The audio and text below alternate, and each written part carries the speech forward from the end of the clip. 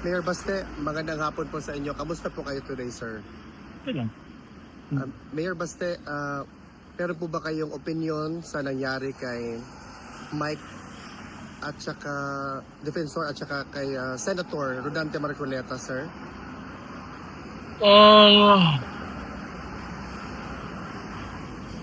Isa lang ang masasabi ko, mahirap talaga intindihin ang kilos ng gobyerno kung bakit may mga taong nakukulong ngayon. Kasi siyempre sila yung nasa kapangyarihan. Kung sino yung hindi sumunod sa kanila o ayaw sumunod sa kanila, paparusahan talaga nila yan. Sure ball. Mga ka-Duterte, post lang natin, no? Isang pagbati sa inyong lahat dyan, Luzon, Visayas at Mindanao. Labi na sa dinha sa taga Davao. Mayong hapon, mayong buntag, mayong udto, mayong gabi sa tanan. Kumusta man mo mga ka-Duterte solid?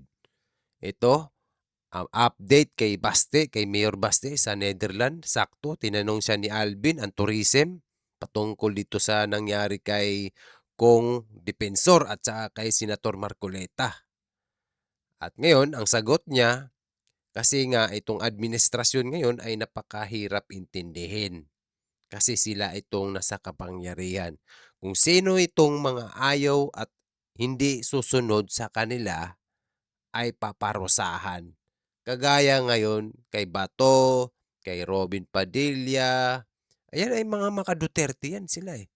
Kagaya nito kay Senator Marcoleta. Lumalaban yan. Siya yung nag-ano nang magpupush para ito sa Blue Ribbon, di ba? Alam natin lahat yan.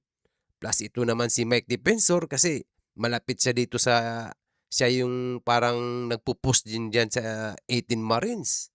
Itong mga witness na the bodyguards daw kasi ayaw nila tawagin na ex-Marines. Ito yung tinutukoy ni Mayor Baste, mga ka-Duterte. Kung sino tong ayaw na sumunod sa kanila, ay paparusahan talaga. Kasi ng mga ka-Duterte, obvious na kasi itong mga nangyayari ngayon. Pansin nyo, parang kagaya ngayon, itong administrasyon ngayon, pag may mali sila, ibabato nila sa Duterte. Kaya nga, halatang halata na eh. Pero bakit ang kapatid niya, na si Amy Marcos, grabe magsalita yun. Pagdating sa, di ba yung kapatid niya, itong administrasyon ay banga. Oh, grabe. Lantaran pa yun. Pero walang kaso. Grabe, no? Dito tuloy natin to kay Basti kasi marami itong sinabi si Basti ngayon mga ka-Duterte. Medyo si Basti ngayon eh. Wala sa mood. Stress. Marami siyang iniisip. Di ba? Alam naman natin si Inday ngayon, itong impeachment niya. Mga idol. Siyempre kapatid pa rin niya yan. Mahal niya yan. Atin niya yan eh. Ano bang pakay talaga nila at ano yung layunin nila? Bakit gusto talaga nila si Inday i-impeach? Kasi gusto pa rin nila na sila pa rin mamuno. Yun lang yun. Wala nang iba. Takot din sila na bumalik ang Duterte kasi may mananagot itong mga kurakot na anomalyang nangyayari dito sa flood control. Tuloy natin to si Basti kasi nasa Netherlands siya. Siyempre kahit papaano, masaya naman siya kasi nandyan siya at nakita niya ang papa niya. Si Tatay Digong, di ba? At least nandyan siya. At least kailangan ni Tatay Digong na nandyan din si Basti paminsan-minsan. Para magabayan niya. Iba kasi ang impact ni Tatay pag nandyan eh. Tatay yun eh.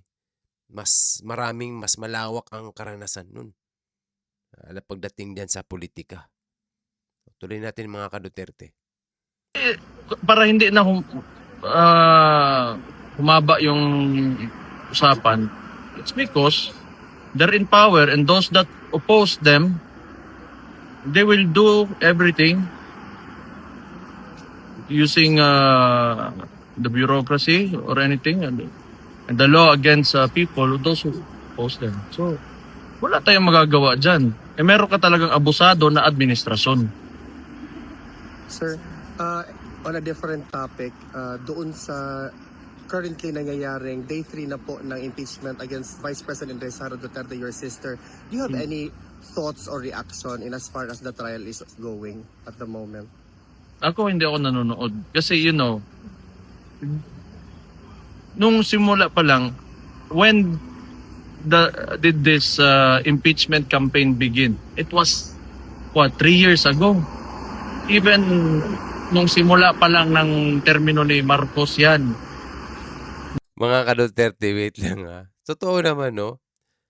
Siguro kasi kapatid niya kasi si Inday, lagi niya naman nakikita si Inday, parang nagsasawa na siguro siyang tumingin sa kapatid niya. Alam niyo mga ka-Duterte, no? Nakakasawa rin naman talaga panoorin. Nakakasawa talaga panoorin. At alam mo ba yung itong impeachment kasi ni Inday Sara ngayon, ito nakalusot lang to eh. Pang ilang file na yan nila? I think pang 10 mahigit na yata eh. 'Di ba? Simula nung nakaraang taon. Oh, ngayon nakalusot. Sabi ni Basti, hindi ako nanonood. Ito, isasabihin kasi ni Basti niya itong mga, 'di ba? Sinabi niya, itong mga nakaraang taon pa yan, mga ganito. Parang feeling ni Basti, parang wala rin namang paulit-ulit lang yan mga idol, ang itong mga nila kay Inday. Paulit-ulit lang wala silang maipukol sa Duterte talaga. Kahit nga kay Tatay Digong wala silang mapukol. Sabihin lang nila, EJK. Yun lang yung nila. EJK lang talaga. Kay Inday Sara, wala silang mapupukol kay Inday. Hinahanapan lang nila ng butas yan.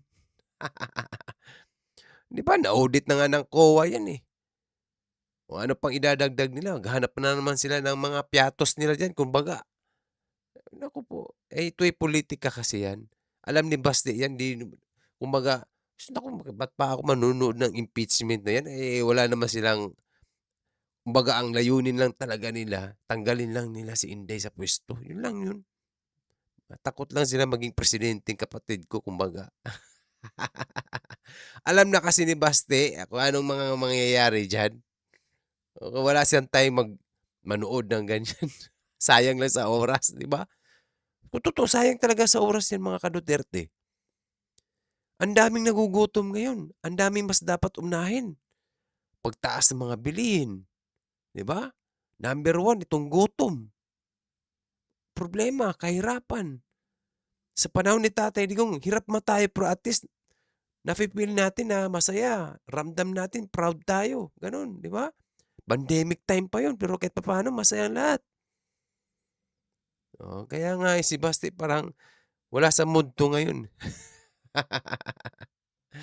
Kasi ang dami kasing problema mga ka-Duterte. Ang daming problema ng Pilipinas pero ang inuuna talaga nila impeachment, itong mga kaso, samantalang itong mga nangyaring korupsyon, wala. Wala. Satisfied ba tayo sa nangyari Bong Revilla, Jinggoy?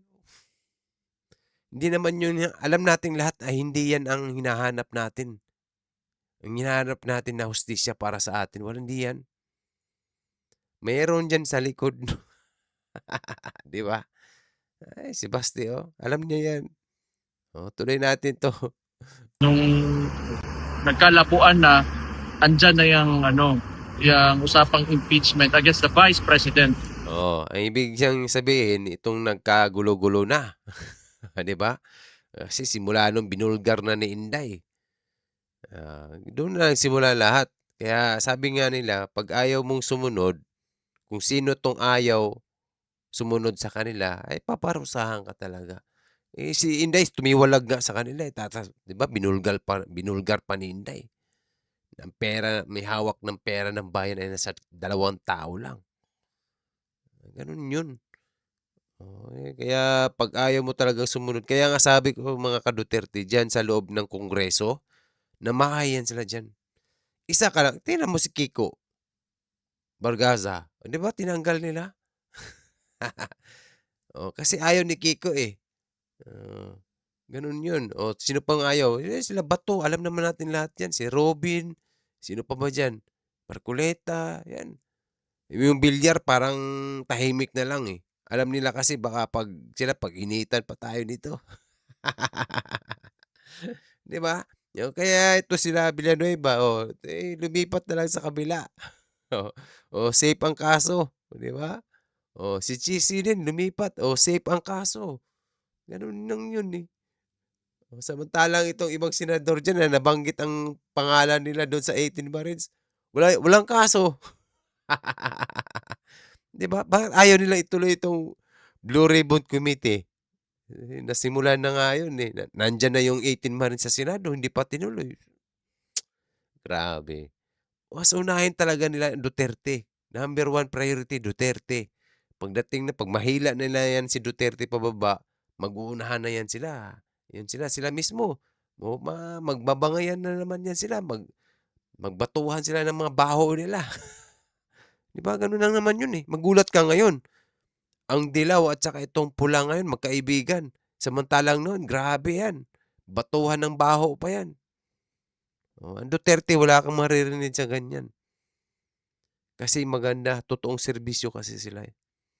Kaya kahit anong panira nila dito sa Duterte, impeachment, wala nang maniniwala. Impeachment, walang maniniwala. Kita niyo si Inday Sara, oh, 'pag pumunta ka sa kahit saan talagang lalong kinukuyog, lalong yung taong bayan na minamahal siya. The more nilang iniipit at sinisiraan si Inday Sara, the more nag-iigir itong taong bayan. Kasi ngayon, lantaran na. Meron ng social media. Noon kasi wala. Network lang itong mga malalaking network. Eh itong mga malalaking network, hindi natin alam, baka bayad. O, di ba? Ang kalat na yung mga media, bayad. Ganun yun. Kaya manood kayo, SMNI lang lagi. Kaya nga kinuha nila si Kibuloy, di ba? Kasi lumalaban para sa bayan yun. Kung sino itong lumalaban para sa bayan, 100% delikado. Alam naman natin si Kibuloy malapit sa Duterte. Nagtayo ng sariling network kasi para mailantad yung totoo. Ganun lang yun, totoong nangyari, totoong serbisyo, di ba? Kaya SMNI kayo manood. Basti, tuloy natin to. Mamaya na tayo matapos. Naku, mahaba-haba to kay Basti. For what? The confidential funds. Ngayon, dinadagdagan nila na kung ano-ano na lang pwedeng idagdag, di ba? Oh, di ba? See? Ang una lang yung ano nila, itong COA na 125 confidential fund. Yung gusto nilang iparating. Noon, di ba? Eh hindi nga matibag-tibag sa 125 confidential fund. Tapos inudit na ng COA. Nadagdag na naman panibago kung ano-ano. Sabi ni Baste, oh, alam natin lahat yan. Magulat ka na lang, may mga bago na naman. Di ba? O pati to sa impeachment nila, itong NBI agent. Ako po. Alam mo, pinag-usapan nila, si Bongbong, si Alisa, si Martin. Ay, naku po. Alam naman natin lahat yan na si Inday talaga, nagtatrabaho na ng maayos yan.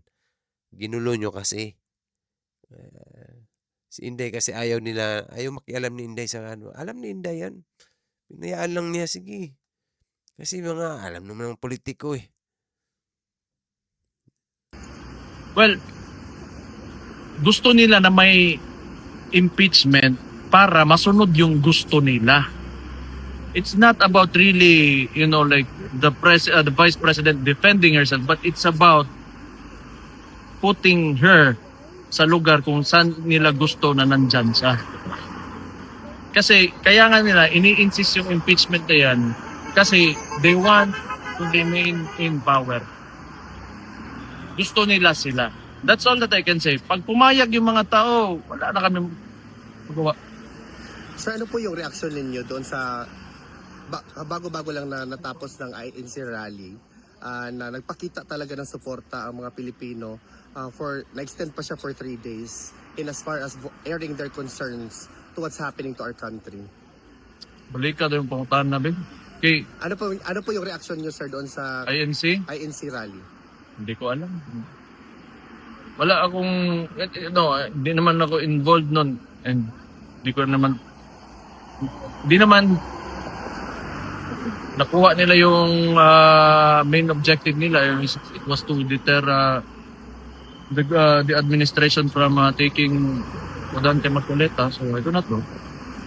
Sir, I have no comment.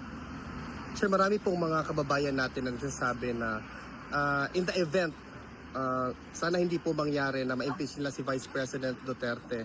There will be another Duterte that will be running for the presidency. What's your reaction to the clamor of the people that your names and also that of Congressman Pulong are surfacing? You know, we let tomorrow take care of itself. Pero yung mga ganon, sana wag. Kapoy kayo na. Hasol yun.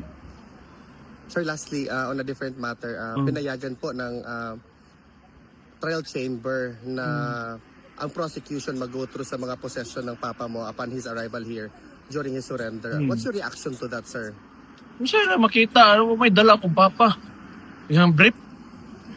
Utang ina mo. Ano na sila laing makita. Diha. Sir, just to conclude, do you have a message to the Filipinos? Well, probably, you know, like, balik na tayo sa impeachment because that's the biggest issue now. Eh. Kung papayag kayo, wala bang problema sa amin. Tingin nyo, wala talagang silbi ang konstitusyon natin. Wala kami magawa.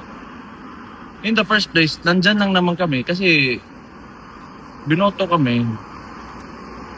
Totoo yung mga ka-Duterte, no? Itong gustong iparating ni Baste, ano man ang mangyari, itong impeachment kay Inday Sara, parang ano na sila ba? Kasi parang pagod na rin sila eh. Itong mga Duterte sa mga nangyayari. Parang, ano ba to? Parang, kasi ang mga tao rin, parang, tayo, hindi na rin tayo nagre-react. Eh. Parang, wala na tayong ano eh. Parang napagod tayo sa nangyari. Parang ganun. Parang wala na yung wala nang saysay itong konstitusyon natin. Kaya di ba si Tatay Digong dinala sa dahig.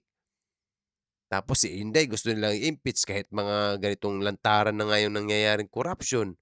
Obvious na kasi itong nangyayari sa atin, lalo-lalo na sa pamilyang Duterte, ay parang itong pamumulitika. Dumating siguro iniisip ni Baste na darating man yung panahon, kahit na-impeach yan si Inday, wala namang problema sa amin, parang ganun ba? Kaso binoto nga sila ng taong bayan, parang at saka nakita rin nila na pagmamahal kasi naglilingkod naman talaga sila bilang isang public servant. Why not? Na pagiging presidente, ka na ba? Tinanggap talaga nila. Kaya nandyan sila sa national ngayon. Kaya si Baste, parang iniisip na lang niya, bahala na. Kung panahon talaga, ito talagang panahon mo talaga yan. Parang ganun na lang dating ni, parang ano eh, wala na sa ano si Baste ngayon. Wala nga siya sa mood. Mapapansin mo mga ka-Duterte, parang sa daming problema, tapos tayo rin mga tao, parang ano na lang, parang hayaan na lang natin, parang ganun ba? Parang nawawalan na rin tayo, parang napagod na rin tayo kasi parang masyadong makapal ang muka ng mga nandyan, nakaupo, parang pakiramdam natin, parang hindi nahihiya, parang wala lang, deadma lang. Sa mga nangyari, parang natural lang, di ba? Kaya tayo parang ano na lang, ay wala, hayaan na lang natin, parang gano'n na lang tayo ngayon eh. Gano'n ang pakiramdam ni Basti ngayon. Yan, itong ano nito, tuloy natin.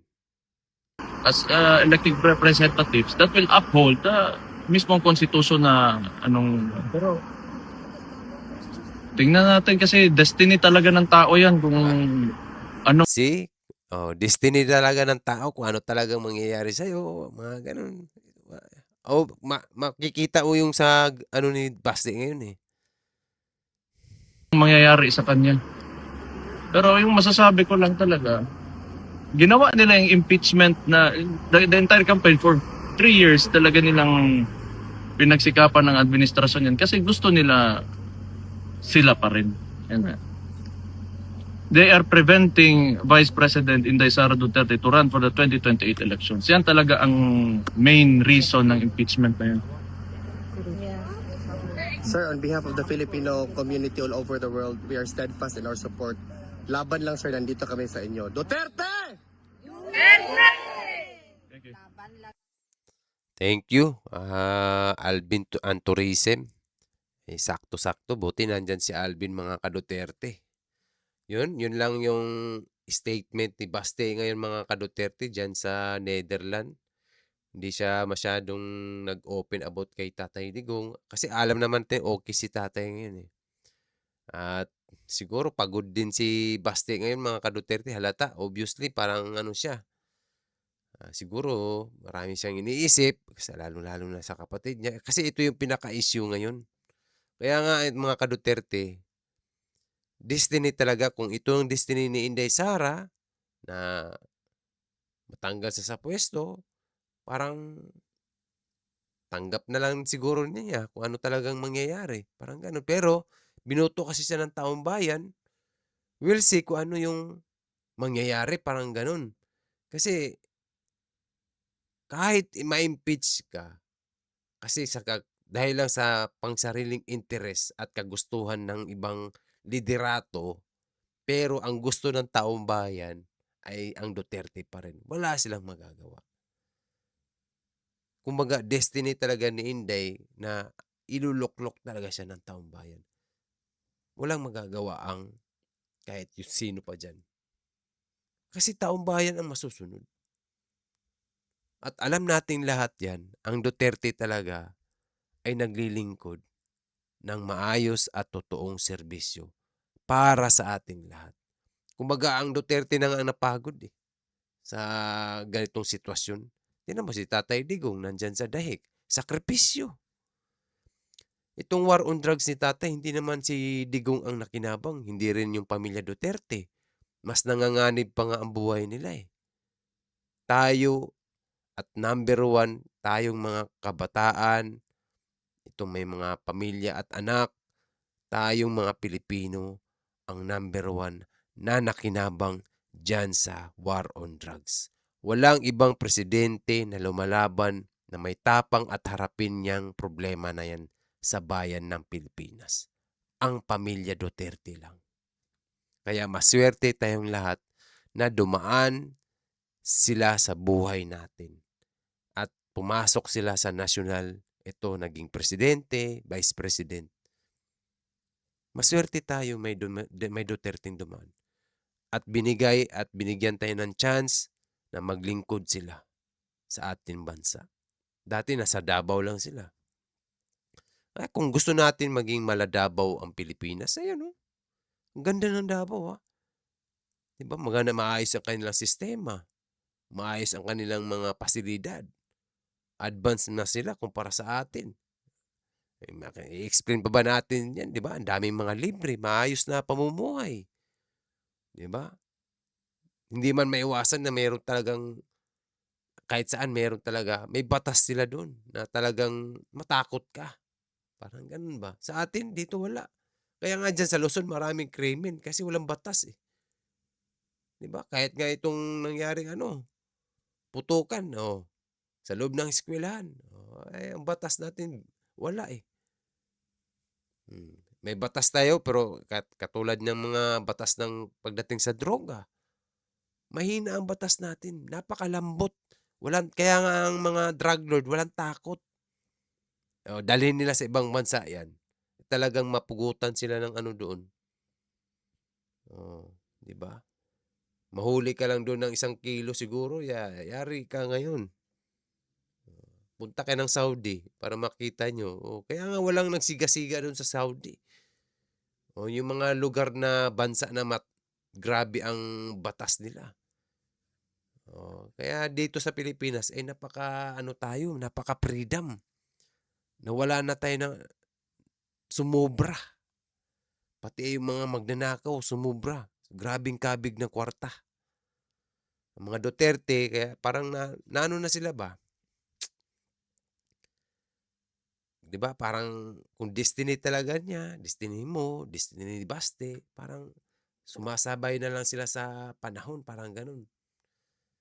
Pero lumalaban naman sila kagaya ng si Inday kasi hindi talaga yan magpapatalo, lumalaban. Lumalaban pa rin ang Duterte. Kaso minsan tayo kasi, tao lang tayo, napapagod, mga gano'n ba. Kaya nga sabi niya sa umpisa pa lang gumanon na siya, 'di ba? Parang, ay nakaka-stress 'tong ano na ngayon, panahon, parang gano'n ba. Daming problema ng Duterte ngayon. Tatay Digong pa lang number one sa kanila. Matanda na si tatay, eh. Gusto na lang nila makasama yan si Tatay Digong habang buhay pa.